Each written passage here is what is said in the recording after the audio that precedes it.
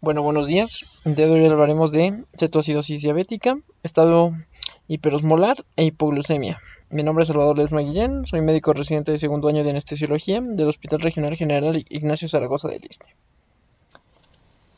Teníamos planeado iniciar con un caso clínico, el cual vamos a dejar aquí en la clase para que lo puedan ustedes ver después de comentar la clase y puedan resolverlo. Entonces, nos saltamos directamente a la información. Entonces, en este caso vamos a hablar acerca primero de la etiología de base, que en este caso va a ser la diabetes mellitus. La diabetes mellitus como tal, pues puede tener ciertas complicaciones, entre las más importantes va a ser la cetoacidosis diabética, el estado hiperosmolar y la hipoglucemia. Entonces, como tal, la cetoacidosis diabética y el estado hiperglicémico hiperosmolar son las dos complicaciones metabólicas más graves de la diabetes. Estas enfermedades van a aparecer tanto en pacientes tipo 1 como en tipo 2 y van a ocurrir debido a un aumento en el estrés catabólico o enfermedades agudas severas descontroladas. Y bueno, cada uno de ellos va a representar un extremo en el espectro hiperglucémico. Ahorita vamos a ver por qué. Hablando un poquito de la epidemiología, pues vamos a saber que la cetoacidosis diabética va a ser responsable de más de 100.000 hospitalizaciones al año y va a ocurrir aproximadamente entre un 25 a un 40% de niños con diagnóstico reciente de diabetes mellitus tipo 1. Usualmente la cetoacidosis diabética se va a presentar principalmente en pacientes de diabetes mellitus tipo 1 y va a tener una tasa de mortalidad aproximadamente del 5%. Por otro lado, el estado hiperglicémico hiperosmolar pues se va a observar usualmente en individuos con diabetes mellitus tipo 2.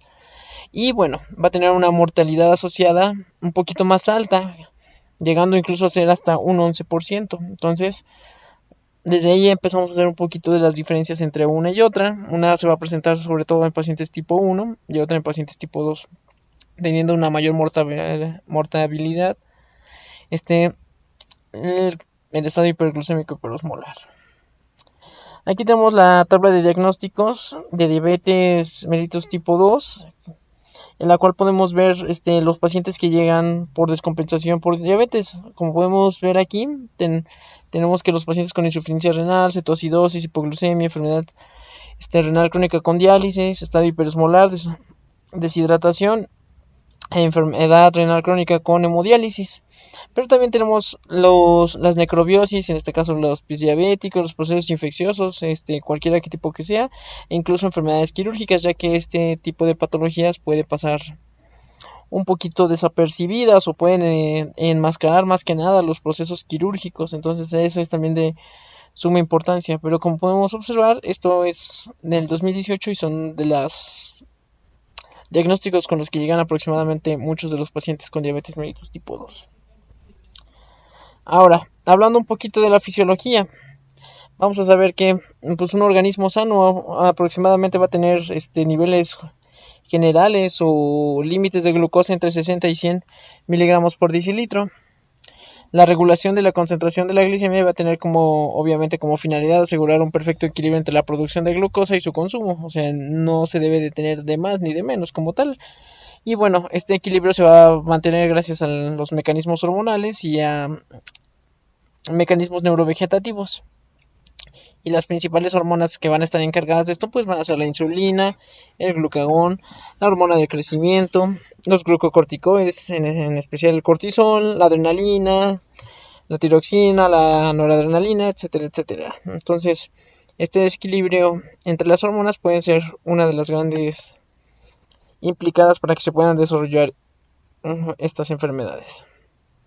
Ahora, hablando un poquito acerca del metabolismo de la glucosa, pues vamos a tener que la concentración extracelular de la glucosa va a estar principalmente dada por dos hormonas que van a ser contrarias.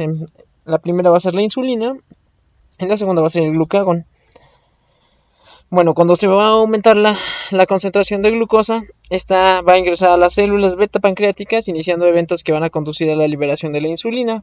Esta insulina que va a generar, pues restaurar la glucemia al disminuir la producción de glucosa hepática a través de la reducción de la glucogenólisis, como de la gluconeogénesis, y aumentar la captación de glucosa en músculo esquelético y en el tejido adiposo. Entonces la inhibición del glucagón inducida por la insulina va a contribuir a la disminución de la producción de glucosa hepática. Aquí esquematizando un poquito mejor lo que acabamos de hablar. Como podemos ver, el páncreas va a ser esencial en esto. Entonces, al tener una glucosa alta en sangre, el páncreas va a secretar insulina. La insulina va a trabajar para que la glucosa se convierta en glucógeno y no se absorba glucosa y haya una disminución de la glucosa. Posteriormente, esto va a generar que haya una baja de glucosa en la sangre. Ahora, si hablamos de que tenemos glucosa baja en sangre, el páncreas va a secretar glucagón. El glucagón va a generar que el glucógeno se transforme en glucosa y esto va a generar que haya un aumento de glucosa en la sangre. Ahora, en cuanto al metabolismo de los lípidos, que también va a ser importante, vamos a tener que los lípidos en condiciones normales o en general, su producción pues va a ser mínima, así como la producción de cuerpos cetónicos, y estos va a ocurrir, como ya les dije, a niveles bajos. Se va a iniciar con una captación de los ácidos grasos libres por parte del hígado y su transporte hacia el interior de la mitocondria hepática. Entonces, pues por reacciones con la coenzima A, los ácidos grasos son transformados en acilcoenzima A y esta va a ser transportada nuevamente dentro de la mitocondria mediante transportadores a base de carnitina. Una vez que en la mitocondria los acil-CoA, como ya habían entrado, que estos van a ser derivados de los ácidos grasos, van a experimentar la beta-oxidación, y esta beta-oxidación lo que va a generar es que se transforme en acetil-CoA, el cual en condiciones normales va a ser oxidado completamente en el ciclo del ácido tricarboxílico, y bueno, esto va a ser utilizado en la síntesis de lípidos. Esquematizando un poco lo que estábamos hablando, pues vamos a tener que los ácidos libres, los ácidos grasos libres, como ya habíamos dicho, van a entrar hacia el hígado. La acil-CoA va a entrar a través de los transportadores de carnitina hacia la mitocondria del hígado. Entonces aquí es donde se va a generar todo este proceso. Acil-CoA va a pasar a acetil-CoA. A su vez va a generar ácidos que usualmente son degradados, pero cuando llegase a haber alguna deficiencia, estos ácidos no son degradados y son cuando se absorben y se van a transformar en cuerpos cetónicos que van a ser los que afectan. Pero solamente hablando a nivel de la fisiología, así es como hay la eliminación de estos a base de la beta-oxidación. Ahora, ¿cuáles son los factores precipitantes que van a generar que nuestros pacientes puedan tener una cetoacidosis o un coma hiperosmolar? Como tenemos aquí, va a ser que las infecciones se va a estar presentando en un 30 a un 39-40%, siendo la neumonía, las infecciones de tipo urinaria las más frecuentes. Entre un 21 y hasta un 50% podría llegar a ser la omisión de los medicamentos, lo cual pues obviamente va a generar aumento de las glucosas. Diabetes de nuevo, eso quiere decir que el desarrollo o el que el paciente ya tuviera diabetes tipo 1 y no lo supiera, pues eso también puede generar una cetoacidosis, o el paciente que es de recién diagnóstico con una diabetes mellitus tipo 2, que ya llega en un estado crítico. Y bueno, va a haber otros factores que van a incluir obviamente el infarto agudo al miocardio, las enfermedades cerebrovasculares, las pancreatitis, el uso de medicamentos, el alcohol, los esteroides, las tiazidas, los simpaticomiméticos y hasta los beta bloqueadores. También es importante mencionar que incluso el trauma o la cirugía o incluso el embarazo también puede ser factores desencadenantes de este tipo de afecciones. Entonces nunca hay que dejarlos pasar como un probable diagnóstico o un factor precipitante para poder desarrollar este tipo de enfermedades.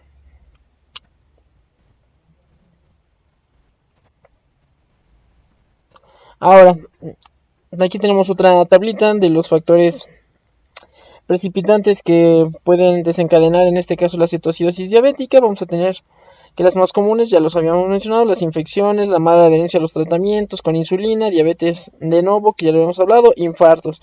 Otras causas: la acantosis, el alcohol, las cirugías, etcétera, etcétera.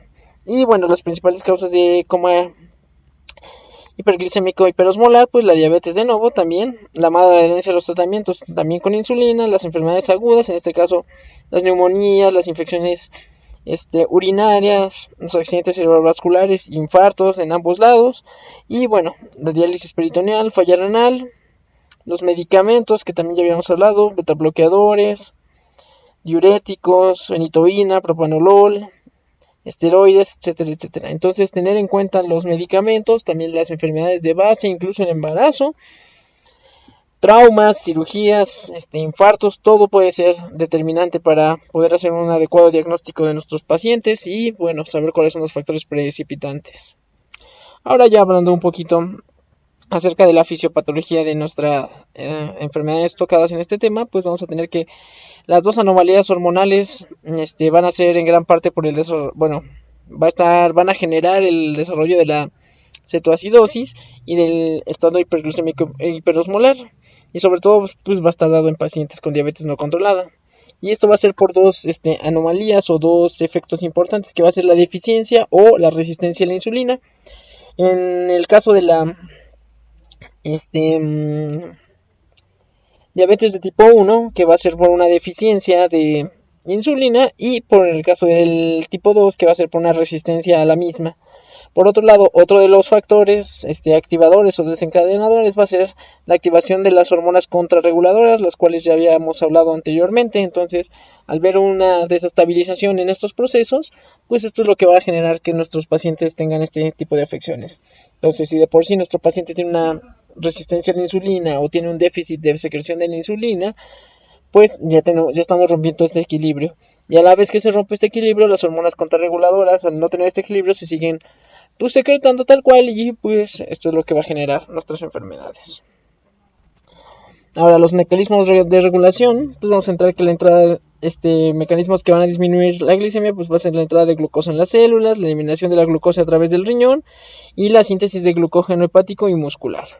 Los mecanismos que van a aumentar la glicemia, pues va a ser el paso de la glucosa del hígado a la sangre, el paso de glucosa del intestino a la sangre, la degradación del glucógeno hepático en moléculas de glucosa y la formación de glucosa a partir de precursores y no carbohidratos como los aminoácidos, el glicerol, el piruvato y el lactato, obviamente. Entonces, en este esquema lo que podemos observar es que si tenemos un mal desarrollo o un contradesarrollo, no un contradesarrollo, sino una no secreción de insulina o una disminución en una resistencia a la insulina, esto de todas formas va a generar que haya hormonas contrarreguladoras. Estas hormonas contrarreguladoras, como podemos ver, ser el cortisol, la hormona del crecimiento, el glucagón y las catecolaminas. Las catecolaminas y estas hormonas de las que hablamos pues van a trabajar a nivel del hígado. Esto a su vez lo que va a generar va a ser que haya gluconeogénesis y glucogénesis, y esto pues a su vez va a generar hiperglucemia. El hecho de que haya proteólisis va a crear aminoácidos. Estos aminoácidos a la vez pues va a crear la gluconeogénesis y pues va a generar el mismo camino que ya estamos viendo hacia la hiperglucemia. Siguiendo hablando con las hormonas contrarreguladoras, pues el cortisol y las catecolaminas van a generar que haya la proteólisis que ya vimos anteriormente. Esto a su vez va a generar que haya aminoácidos, para ser más específicos la alanina y el glutamato. A su vez va a generar que haya gluconeogénesis a nivel hepático. El hecho de que haya albúmina también lo va a generar, y esto a su vez la hiperglucemia. Y bueno, importante también mencionar que la hiperglucemia pues va a conducir a una diuresis osmótica debido a la glucosuria, y pues como tal va a haber pérdida de agua y de electrolitos, va a haber hipovolemia, deshidratación y disminución de la tasa de filtración glomerular, lo cual pues va a llevar también a su vez a una hiperglucemia, como podemos ver aquí. Entonces ya estamos integrando varias vías, las cuales estamos viendo. Y bueno, las hormonas contrarreguladoras, que van a ser las encargadas de la producción de una proteólisis, de una hiperglucemia que va a generar una diuresis osmótica, y lo que generará también obviamente una glucosuria. Ahora, tomando en cuenta que igual haya una mala secreción una no secreción de insulina, y pues activando las hormonas contrarreguladoras, lo que vamos a tener que entre las catecolaminas y el cortisol también van a tener acción sobre la lipasa. La lipasa pues va a ser obviamente sensible a las hormonas, la cual va a inducir a la lipólisis, y esto a su vez va a generar la liberación de ácidos grasos libres, con la consecuente producción obviamente de altas concentraciones de cuerpos cetónicos, como podemos ver.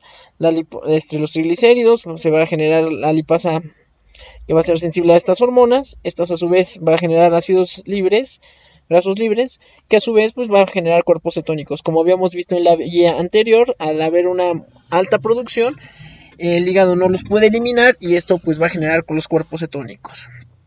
Y bueno, el glicerol pues a su vez va a generar que haya una gluconeogénesis como tal.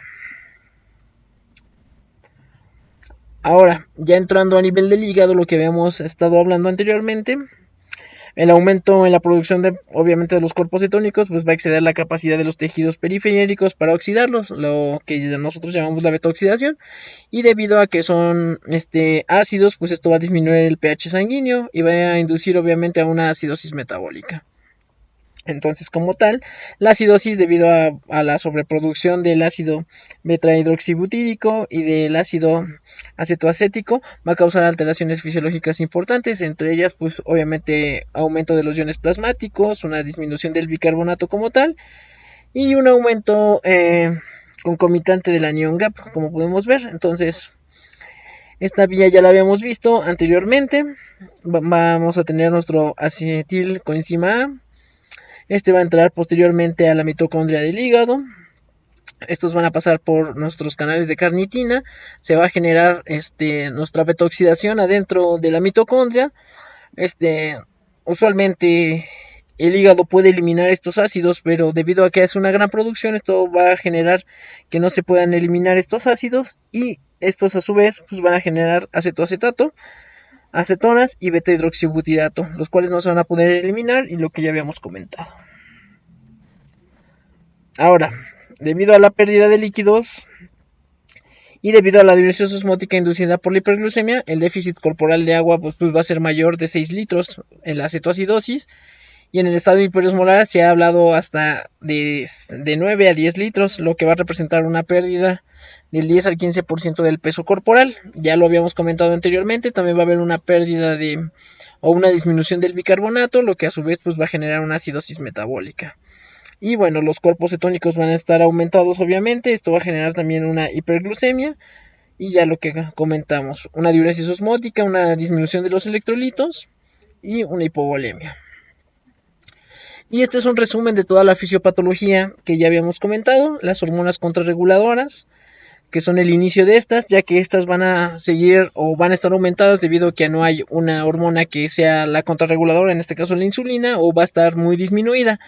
Aquí podemos ver que hay disminución de la producción de insulina, lo que no va a generar cetosis, pero en dado caso que si hay una deficiencia absoluta de insulina, aquí sí va a haber una cetosis, lo que va a generar todas estas vías que ya hablamos. Y a su vez, pues como podemos ver aquí, todas estas vías son comunes, solamente la que nos habla de una deshidratación más severa y una hiperosmolaridad sería el estado hiperglucémico hiperosmolar, debido a la pérdida de agua y de electrolitos y obviamente a la deshidratación, que a su vez también nos va a llevar a una falla renal.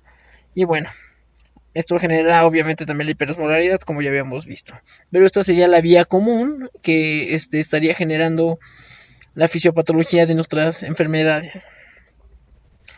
Ya lo habíamos hablado, el déficit corporal de agua, lo mencionamos anteriormente, pero es importante mencionar que en la cetoacidosis diabética se piden aproximadamente de 6 litros más o menos, estado hiperglucémico 9.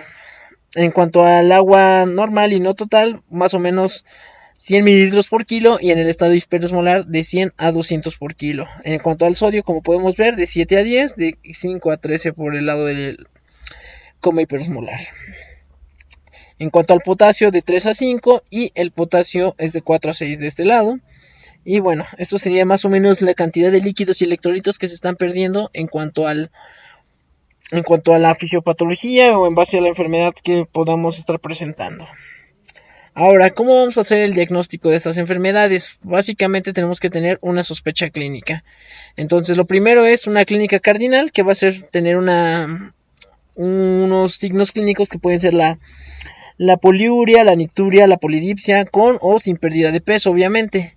Como sabemos, la cetoacidosis diabética va a ser de un inicio más agudo. Esta se puede presentar en horas, y tiene se puede presentar en menos de un día o en un día, mientras que el coma hiperosmolar o el síndrome hiperglucémico hiperosmolar va a tener un inicio insidioso que puede tardar hasta 1 a 5 días en presentarse.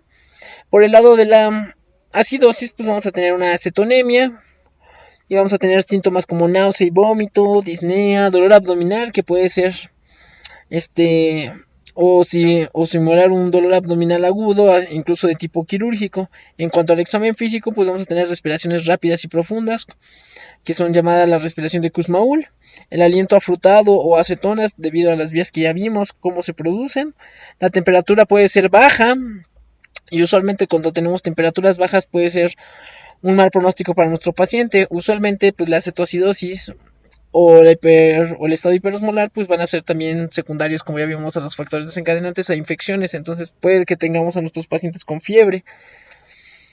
Y bueno, menos frecuentes, vamos a tener también un estado mental alterado, pero que suele ser más común en el síndrome hiperosmolar.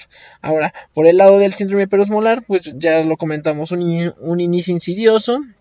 Va a tener sobre todo clínica neurológica, va a estar letárgico, nubilado, va a tener alteraciones mentales, incluso pues como el nombre lo dice, puede ser hasta en coma. Bueno, también puede haber déficits focales, como puede ser la hemiparesia, hemianiparesia e incluso convulsiones. Y bueno, y obviamente los signos clásicos que vamos a encontrar de la deshidratación debido a todos los litros de agua que se pierde, pues va a ser por el signo del pliegue positivo, una mucosa oral seca, y en casos obviamente graves pues vamos a encontrar taquicardias, bajo nivel de conciencia, lo que ya habíamos comentado, incluso coma y hipotensión obviamente. Entonces todo parte desde una sospecha clínica cardinal, que si tenemos ciertos síntomas puede ser estos. Ahora, en cuanto al diagnóstico, vamos a tener que la evaluación va a ser a través de laboratorios. Va a ser un paciente con sospecha de cetoacidosis o de coma hiperosmolar, debe tener dos claves para poder hacer nuestro diagnóstico. Obviamente la clínica de la cual ya hablamos y pruebas confirmatorias. Esto va a ser en base a glucosa, sacarle una gasometría, ver cómo está el pH, el bicarbonato, la osmolaridad y los cuerpos cetónicos, ya que esto va a ser esencial. Las pruebas complementarias va a ser la bioquímica, los hemogramas, la coagulación, la procalcitonina, los cultivos, las enzimas cardíacas, porque usualmente los pacientes diabéticos con polineuropatía a veces hacen infartos silenciosos. Entonces a veces hay que poder hacer un descarte adecuado entre un estado hiperosmolar, incluso un infarto, y bueno, obviamente también una cetoacidosis. También se les requeriría un electrocardiograma, una radiografía de tórax y bueno, lo que ya habíamos comentado, una gasometría arterial. Y bueno, aquí tenemos una tablita que nos habla de las mismas cosas que uno debería de pedir para poder hacer un diagnóstico adecuado. Entonces es la sospecha clínica más una confirmatoria, que sería pues los estudios de laboratorio. Ahora, en cuanto al diagnóstico tal cual ya, una vez teniendo esto, pues vamos a tener nuestra glucosa en plasma, que en esta tablita podemos ver que esta es la cetoacidosis, este es el estado hiperosmolar. Vamos a tener que la cetoacidosis la vamos a poder dividir en 3 rangos, que va a ser leve, moderada y severa. Entonces, hablando del nivel de glucosa en milimoles, pues lo tenemos que puede ser 13.9. Hablando como siempre la hemos considerado, pues mayor a 250. Mayor a 250, mayor a 250. En cambio, en el estado hiperosmolar va a ser mayor a 600. El pH arterial o venoso, pues vamos a tener, dependiendo leve, moderado o severa, vamos a tener que es de 7.25 a 7.3, de 7 a 7.24 y menor a 7, mientras que por el estado hiperosmolar puede ser mayor de 7.3. Los bicarbonatos pues van a estar disminuidos dependiendo si va a estar en leve, moderado o severo, mientras que por el hiperosmolar va a estar un poquito elevado arriba de 15. Proteínas o nitratos en orina, pues vamos a tener que va a estar positivos, obviamente, la cetoacidosis diabética, y pues obviamente negativos o en poco positivos en el coma hiperosmolar. La medición del beta hidroxibutirato en orina o en sangre va a ser mayor, obviamente, la cetoacidosis diabética y obviamente menor a 3 en el coma hiperosmolar. La osmolaridad, esta es también muy importante para hacer un buen descarte. La osmolaridad puede ser variable en nuestra cetoacidosis diabética, mientras que en el coma hiperosmolar sabemos que, como lo dice su nombre, pues va a estar aumentada arriba de 320. Y el anion gap va a estar aumentado, mayor a 10, mayor a 12 y menor a 12 en el coma hiperosmolar. Las alteraciones pues van a ser que nuestros pacientes estén en estupor o coma. Si sabemos que nuestro paciente llega en estupor o coma, deberíamos saber hacer la diferencia entre que tengamos una cetoacidosis diabética severa y un coma hiperosmolar. Y bueno, los litros de agua y lo que ya habíamos comentado que se pierde, eso es lo que se tiene que hacer de reposición posteriormente, pero importante mencionar que una vez teniendo nuestros criterios, nuestros laboratorios y nuestra clínica, podemos poder estratificar bien nuestras enfermedades. Ahora el diagnóstico, lo que ya habíamos mencionado anteriormente, glucemias entre 250 y 600, menor casi siempre de 600, en el síndrome hiperosmolar mayor de 600, incluso pueden llegar hasta 1000. En las embarazadas pueden tener glucemias menores a 250 en presencia de una cetoacidosis manifiesta. Importante esto, cetonuria, 3 cruces, cetonemias, mientras que en este lado pues negativas. Por eso es un importante laboratorio que se debe pedir a todo paciente. En cuanto al pH, el bicarbonato y esto ya lo habíamos mencionado atrás. Y la osmolaridad plasmática, cómo sacarla para poder saber si tenemos un estado hiperosmolar. Usualmente lo que comentamos, aquí vamos a tener un anion gap elevado, por este lado solamente vamos a tener una deshidratación grave. Y aquí lo que va a generar la respiración de Kurzweil pues va a ser una hiperventilación compensatoria, mientras que por el otro lado no compensas, pero tenemos una alteración del estado mental debido a lo que se está generando. Pues todas estas cetonas van a generar obviamente alteraciones a nivel mental. Ahora, los diagnósticos diferenciales en los cuales debemos de pensar, obviamente, va a ser la acidosis láctica, la intoxicación por metanol, la insuficiencia renal, el ayuno prolongado y la cetoacidosis alcohólica. Esta es una tablita con fórmulas que nos van a servir solamente de repaso para conocer cómo calcular el sodio corregido, la brecha aniónica, la osmolaridad efectiva, el déficit de agua de nuestro paciente y el déficit de bicarbonato. El tratamiento, bueno, el adecuado tratamiento de estos pacientes se debe realizar obviamente la corrección de la deshidratación, la corrección de la hiperglucemia, la corrección de los trastornos hidroelectrolíticos y la identificación de los factores desencadenantes ya descritos. Y bueno, este monitoreo se va a recomendar o se recomienda la medición de la glicemia por glucometría cada hora hasta que el paciente se estabilice, obviamente, y en tanto que la medición de la función renal, de los electrolitos y de la osmolaridad y de los gases venosos se puede realizar cada 2 a 4 horas, dependiendo de la severidad del caso, de la respuesta clínica y obviamente de las correcciones que uno haya realizado en el paciente. Ahora, individualizando los tratamientos de cada uno, vamos a tener que el tratamiento de la cetoacidosis diabética va a ser restaurar la depresión del volumen, cesar la cetogénesis, corregir los desbalances hidroelectrolíticos y la resolución de la hiperglucemia. Y obviamente lo más importante es tratar o buscar la causa desencadenante. Ahora, en cuanto a la eubolemia, pues vamos a tener el manejo con líquidos, que va a ser la administración de soluciones salinas al 0.9% de 500 a 1000 mililitros hora durante la primera durante la primera y segunda hora. La ADA recomienda que sean entre 1000 y 1500 mililitros de solución salina en la primera hora. Y la Joint British Diabetes Society menciona que pueden ser 1000 de solución salina al 0.9% igual durante la primera hora.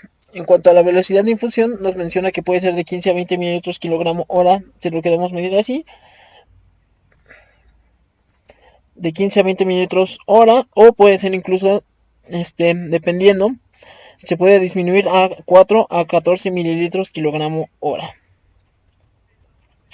Una vez repuesto, es importante evaluar las concentraciones de sodio en este tipo de pacientes. Entonces, si tenemos un sodio elevado o un sodio normal, podemos cambiar las soluciones a solución salina al 0.45%, en la cual vamos a pasar aproximadamente de 250 a 500 mililitros hora, y dependiendo del estado de hidratación de nuestro paciente, si tenemos que nuestro paciente tiene sodio bajo, vamos a manejarnos igual con solución salina al 0.9% con las mismas dosis y obviamente evaluando el estado de hidratación de nuestro paciente. Cuando tenemos que nuestra glucosa plasmática llega aproximadamente a límites de 200 miligramos sobre decilitro, vamos a tener que hacer un ajuste en cuanto a las soluciones. La ADA nos recomienda que mezclemos nuestra solución salina al punto 9% o al punto 45 dependiendo el sodio, y la mezclemos con glucosa al 5%. Mientras que la Joint British Diabetes Society menciona que se puede utilizar incluso glucosa al 10% cuando tenemos menor a 250 miligramos de cilitro de glucosa, y poder hacer así obviamente la corrección. Y bueno, esto con la finalidad obviamente pues de rehidratar a nuestro paciente. Ahora, en cuanto a la cetogénesis, vamos a utilizar nuestro régimen de insulina. Esto va a ser con insulina regular. Vamos a tener la ruta subcutánea o la ruta IV. La ruta IV nos menciona que puede ser de punto a 1.1 unidades kilogramos, IV en bolo, y luego manejar punto 1 unidades kilogramo hora IV de insulina en infusión. Por otro lado, nos menciona que en la ruta subcutánea puede ser hasta 0.2 unidades por kilogramo subcutáneas en bolo y 0.2 unidades kilogramos subcutáneas cada 2 horas. Por eso de ahí la importancia de andar checando a nuestros pacientes cada hora, cada 2 horas. Ahora, una vez que alcanzamos metas de glucosa, en este caso nuestra glucosa meta, dependiendo los expertos, sería en la ADA nos menciona que teniendo una glucosa menor de 200, vamos a disminuir la infusión de insulina y vamos a calcularla a 0.02 o hasta 0.5 unidades kilogramo hora, y se le va a obviamente agregar nuestra solución glucosada al 5%, mientras que la Joint Diabetes Society o British Society nos menciona que teniendo una glucosa menor de 250 se puede realizar lo mismo. Y por último, bueno, se puede hacer el intercambio de glucosa tal cual de IV a subcutánea una vez que nuestro paciente se encuentra alerta o que pueda comer y se puede identificar la causa precipitante de esto. Y esto, bueno, puede hacer a dosis de 0.5 a 1 unidades por kilogramo o 0.25 dependiendo si es la ADA o la JDBS. Eso en cuanto a la glucosa, y así es como se debe estandarizar la glucosa en este tipo de pacientes. Ahora, en cuanto al potasio, el potasio, si el potasio sérico es menor de 3.3, se recomienda administrar de 10 a 20 milimoles de KCl hasta recuperar o tener un potasio mayor arriba de 3.3. Si el potasio que nosotros tenemos es mayor a 5, no se debe administrar y se debe cuantificar el potasio sérico cada 2 horas. Pero si tenemos un potasio menor a 5, tenemos que administrar de todas maneras, o la recomendación nos dice que 20 a 40 milimoles de KCl. Y bueno, tomar estudios de control y checar que nos mantengamos en metas entre 4 a 5 milimoles. Por un lado nos menciona la ADA que tiene que ser 20 a 30 miliequivalentes cuando tenemos un potasio menor a 5.2, y la JDBS nos habla de 40 miliequivalentes. Ahora, en cuanto al fosfato, va a haber ciertos estudios que no dan desenlace en el hecho de utilizar o no utilizar fosfato. Solamente menciona la JDBS que tiene que ser si se encuentran con síntomas de debilidad de musculatura respiratoria o esquelética, si no, no se debe administrar. La ADA menciona lo mismo, y la ADA nos menciona que pueden ser de 20 a 30 milimoles de fosfato si encontramos las mismas debilidades que ya menciona la JDBS, aparte de disfunción cardíaca, anemia, depresión respiratoria.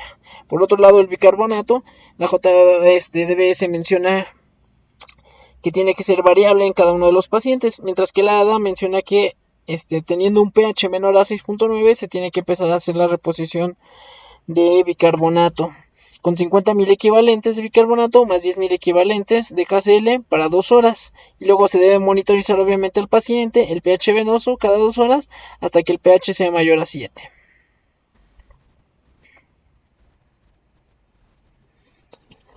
En cuanto a los criterios de resolución, pues vamos a tener que debe de haber una glucosa menor de 200, un bicarbonato aproximadamente de 18 miliequivalentes, un pH de 7.3.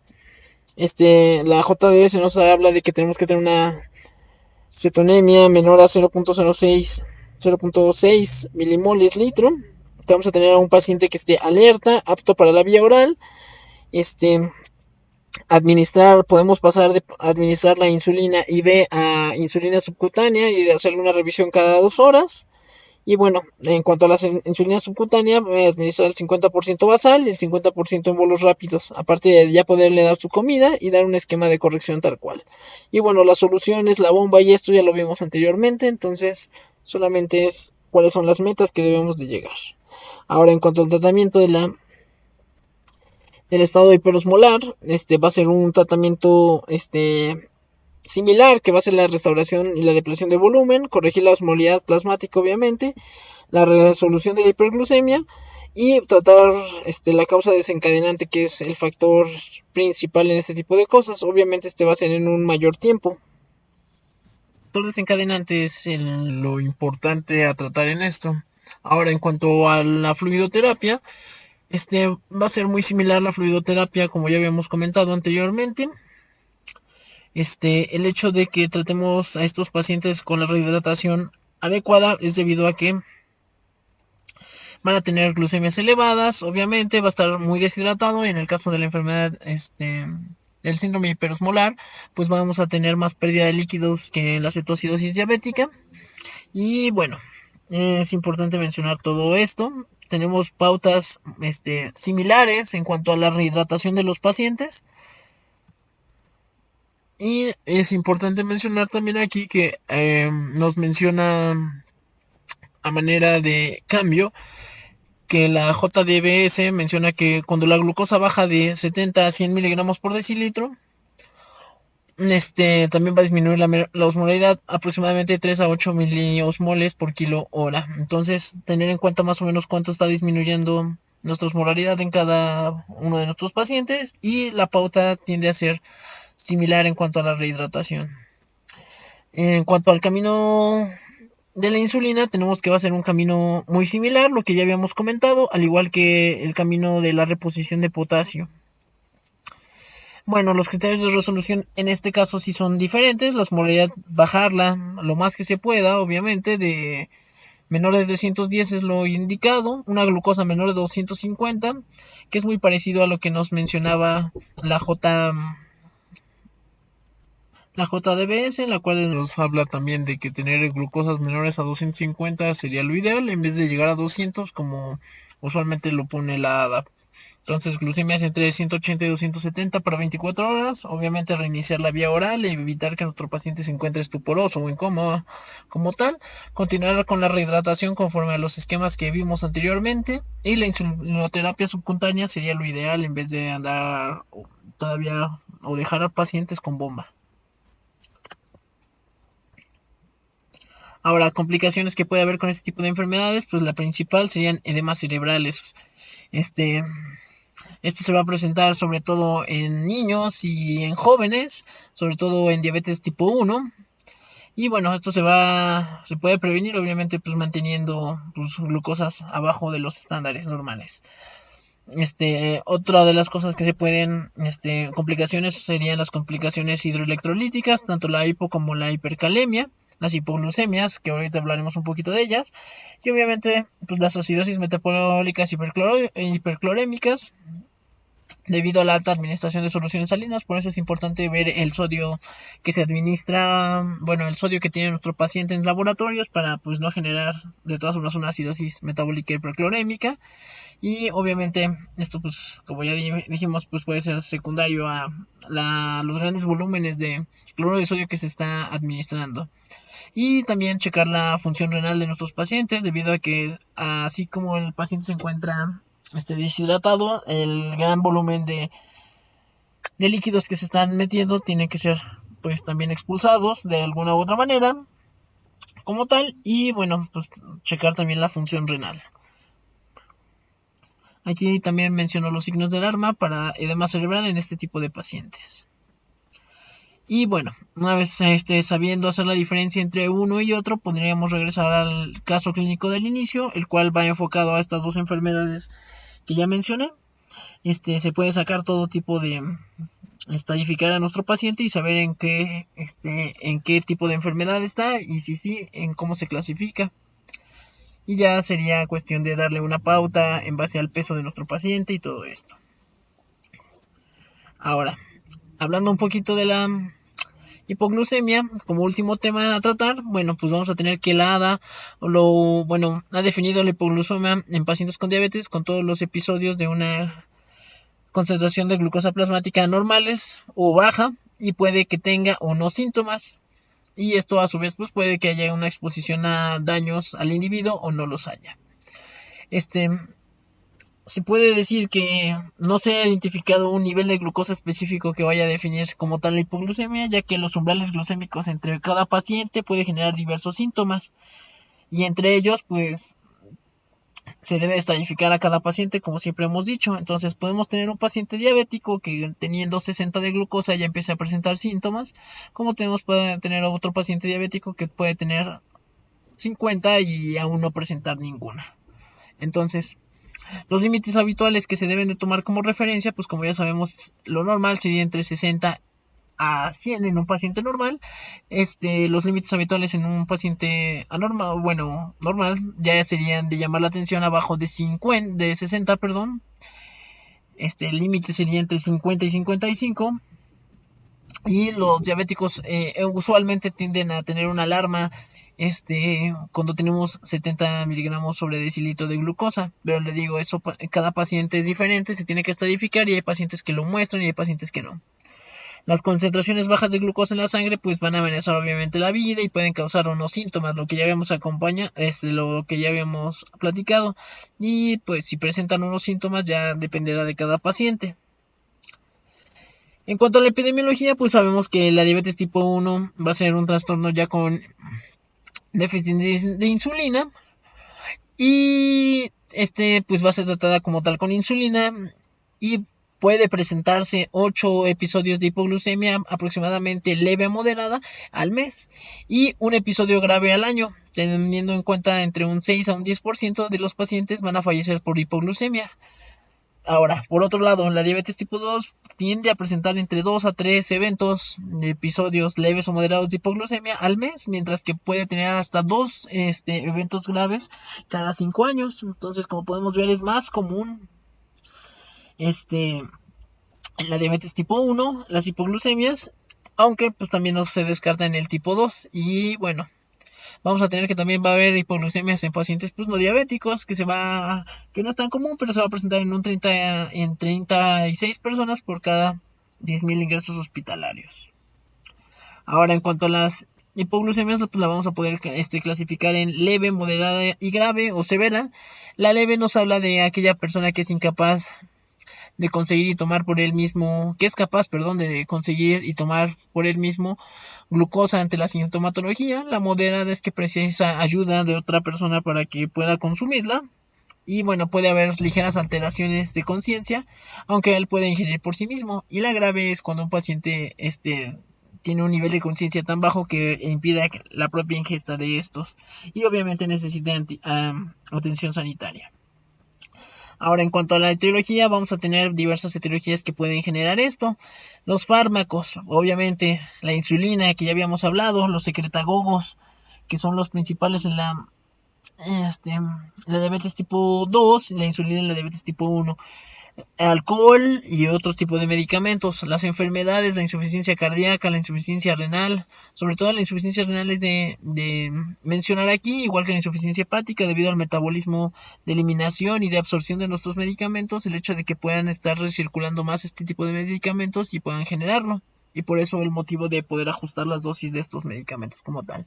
Los déficits de hormonas, que en este caso el cortisol, el glucagón, la adrenalina, etcétera, etcétera, lo que habíamos hablado desde un inicio.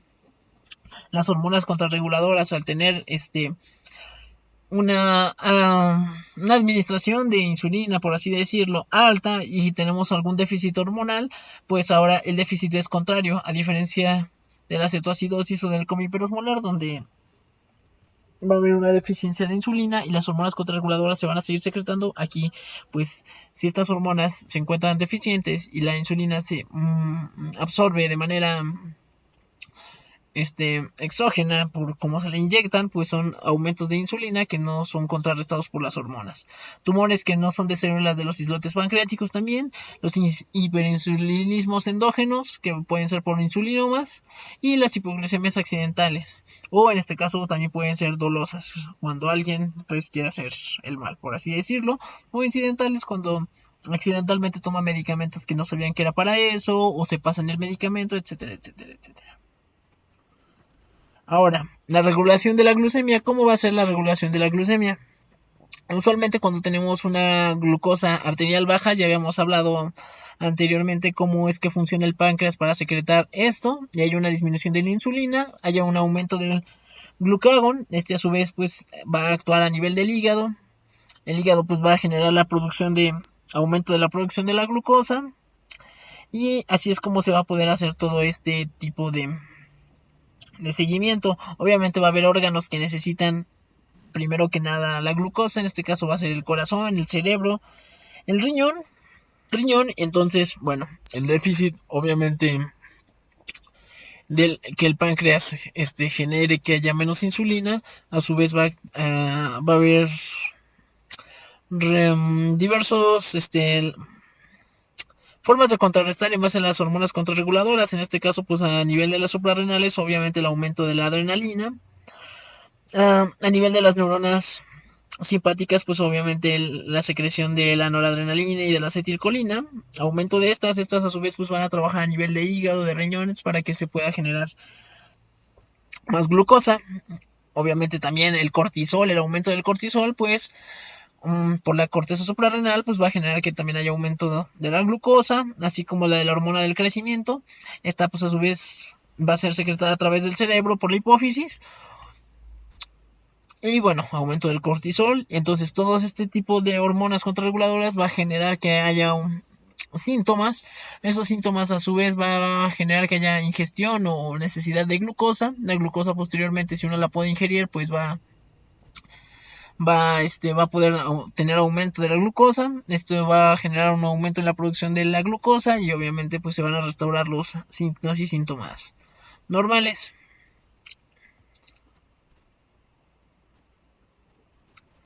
Ahora, en cuanto a la respuesta fisiológica de lo que acabamos de hablar, una disminución de la glucosa de 4.4 a 4.7, o sea, en este caso de miligramos decilitro sería entre 80 y 85. Bueno, va a generar un aumento, digo, el hecho de que haya una hipoglucemia va a generar una disminución de la insulina. Este va a ser el primer mecanismo que se va a activar, como ya lo habíamos visto en los esquemas anteriores. Posteriormente, lo siguiente a generarse es un aumento del glucagón, que también ya lo vimos en los esquemas anteriores, que va a ser el siguiente factor a actuar. Entonces, tanto la insulina como el glucagón son los factores primeros que salen a destilar, como vimos anteriormente. Posteriormente se viene la adrenalina, el cortisol, que van a estar aumentados para ser la siguiente línea de defensa en dado caso de que el glucagón y la insulina no puedan contrarrestarlo.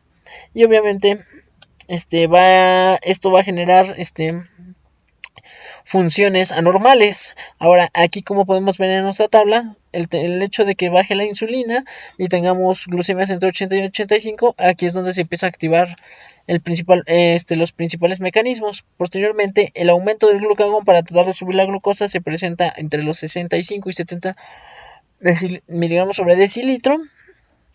La adrenalina también empieza a aumentar entre los 65 y 70. El cortisol y la hormona de crecimiento igual se presenta entre los 65 y 70 de glucosa. Y los síntomas empiezan entre los 50 y 55, como ya habíamos mencionado anteriormente. Y obviamente la disminución de las funciones intelectuales recae cuando se tiene menor de 50 miligramos sobre decilitro de glucosa. Ahora, en cuanto a la clínica, vamos a tener signos y síntomas diferentes. Vamos a tener a nivel de sistema nervioso central y a nivel de sistema nervioso autónomo, que van a ser los neuroglucopénicos y los neurógenos. En cuanto a los del sistema nervioso central, pues van a ser cambios conductuales, confusión, fatiga, puede llegar a tener convulsiones, pérdida de conciencia y muerte por este tipo ¿cómo se llama? De signos y síntomas son muy importantes. Ahora, en cuanto a los neurógenos, este, por la adrenalina, pues se pueden tener palpitaciones, temblores, ansiedad, ya que pues como sabemos va a haber aumento de esta. En cuanto a los signos y síntomas colinérgicos, va a haber diaforesis, hambre, parestesias como tal. De ahí que se tengan diversos también diagnósticos diferenciales que siempre se deben de tratar en una hipoglucemia, que puede ser incluso un EBC, un infarto, etcétera, etcétera, etcétera, ya que suelen pasar con este tipo de signos y síntomas que pueden ser comunes. Ahora, en cuanto al diagnóstico, nos tenemos que basar primero que nada hablando de la triada de Whipple, que fue descrita en 1938 y que lo vamos a encontrar que siempre presente en no diabéticos y no siempre presente en los diabéticos. Eso quiere decir que una persona normal siempre los va a cumplir y en los diabéticos no siempre los puede cumplir. Entonces vamos a tener que la triada nos habla de síntomas conscientes con hipoglucemia, una glucosa plasmática baja menor de 55 y alivio de los síntomas con aumento de la glucemia, la triada. Cuando los niveles bajos de glucemia se descartan, siempre se tiene que tomar una medición alterna para ver que no sea una falla. Entonces eso es normal porque luego alguien se toma la glucosa, tiene estos signos y síntomas y sale alguna falla como tal y dice, tiene 90. Entonces siempre hay que estar como atentos de que no haya una falsa medición y que pueda generar otro tipo de cosas. Ahora, en cuanto al tratamiento, vamos a tener tratamientos. Este tratamiento tiene que ser de manera precoz, pero vamos a tener tratamiento para pacientes diabéticos asintomáticos y sintomáticos. Entonces, en los pacientes asintomáticos vamos a tener que sean con glucemias menores a 70 miligramos sobre decilitro y vamos a tener que repetir las glucemias con frecuencia y evitar obviamente la realización de actividades peligrosas, el comer, él debe de comer, sobre todo hidratos de carbono y ajustar el tratamiento. En cuanto a los pacientes sintomáticos, pues vamos a tener que, pues tenga que estar consciente o inconsciente y cómo lo vamos a poder rehidratar o tratar. Los síntomas de los pacientes conscientes, pues va a ser de 15 a 20 gramos de carbohidratos, de absorción rápida o 0.3 gramos por kilogramo. Miligramos por kilogramo y va a ser por vía oral con pastillas, sobres de gel de glucosa, caramelos, jugo, en este caso medio jugo a un vaso de jugo, una cucharada de miel, sobres de azúcar, sobre todo uno, y repetir los tratamientos cada 10 a 15 minutos, revalorar al paciente y tomarse sus pruebas de control para saber cómo ha aumentado la glucosa. Si a los 15 minutos de dar glucosa no mejora, se deben dar carbohidratos de absorción lenta. Si mejora y si no mejora, se tiene que pasar a la hidratación o a la administración de glucosa pero IV. Ahora, sintomáticos inconscientes o incapaces de ingerir los hidratos de carbono, pues va a ser con glucosa IV, como ya habíamos dicho. Puede ser glucosa al 50, al 25 o al 10%, a 0.25 gramos kilogramo de glucosa, al 50, puede ser incluso al 10 o al 25 como ya hemos visto, y se debe administrar de 2 a 3 mililitros minuto, manteniendo siempre una concentración de aproximadamente de 6 a 9 miligramos por kilo minuto de dextrosa IV, y obviamente si nuestro paciente recupera después de esto, empezar a tolerar la vía oral sería lo ideal. También se puede administrar glucagón subcutáneo o intramuscular o IV. Sobre todo este tipo de medicamento es el ideal cuando no se puede canalizar a nuestros pacientes. Es la primera opción que se puede realizar. Y va a ser de 0.5 a 1 miligramo subcutáneo o intramuscular en adultos hasta que recuperen la conciencia.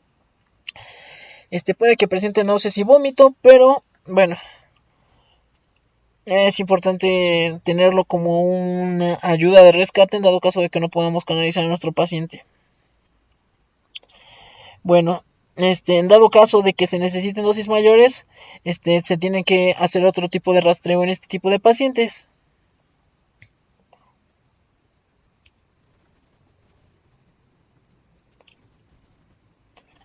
También debemos no olvidar monitorizar los niveles de glucosa cada 30 a 60 minutos hasta alcanzar 100 a 120. Después monitorizar a nuestro paciente 1, 2, hasta cada 4 horas, teniendo las mismas cifras. Continuar con ceros glucosados al 5 al 10%, hasta que nuestro paciente sea capaz de comer. Y si se puede comer, 20 gramos de hidratos de carbono de absorción lenta, 1 a 2 piezas de fruta sería lo equivalente, o hasta leche con 6 galletas sería lo adecuado. Si se sospecha de hipoglucemia por alcoholismo, no se debe olvidar, antes de administrar sueros glucosados, dar tiamina. Eso es importante. Y si la hipoglucemia puede ser por sulfonilurea, se debe mantener con sueros glucosados hasta al menos 24 horas después del suceso. Menciona que también el hecho de, si hay una sobredosis de sulfonilureas, se debe añadir ocretídeo al paciente con de 50 a 150 microgramos intramusculares o subcutáneos, o de 1 a 1.5 microgramos kilo. Y por último, la prevención de las hipoglucemias, pues se debe determinar la causa que lo está generando, disminuir obviamente la dosis de los fármacos o quitarlos hasta no saber qué es lo que desencadena, tratar las enfermedades graves o de fondo, saber si es alguna deficiencia de alguna hormona contrarreguladora y tratar de reponerla, buscar algún estudio que nos haga encontrar algún diagnóstico diferencial, o buscar si es otra cosa no relacionada a medicamentos o a un descontrol. Y obviamente, pues, si es necesario hacer cirugía por alguna insulinoma, etcétera, etcétera, utilizar. Si los tratamientos son ineficaces, pues es necesario consumir alimentos frecuentemente y evitar los ayunos, sobre todo en este tipo de pacientes. Pues con esto terminaremos la clase del día de hoy. Es un poquito larga, pero es importante saber estadificar este tipo de pacientes, ya que muchas veces pueden pasar desapercibidos, o muchas veces pueden enmascarar diversos signos y síntomas, como pueden ser los infartos silenciosos, o también puede ser signos y síntomas que puedan parecer de reflujo, pero son una cetoacidosis o incluso un EBC, etcétera, etcétera. Entonces, de ahí la importancia de siempre tomar una glucosa a nuestros pacientes y poderlos estadificar, saber si son diabéticos, y si pueden ser diabéticos de nuevo diagnóstico. Pero bueno, con estas bases que hemos obtenido, pues ya podremos contestar nuestro caso clínico, y con eso terminaríamos la clase del día de hoy. Muchas gracias.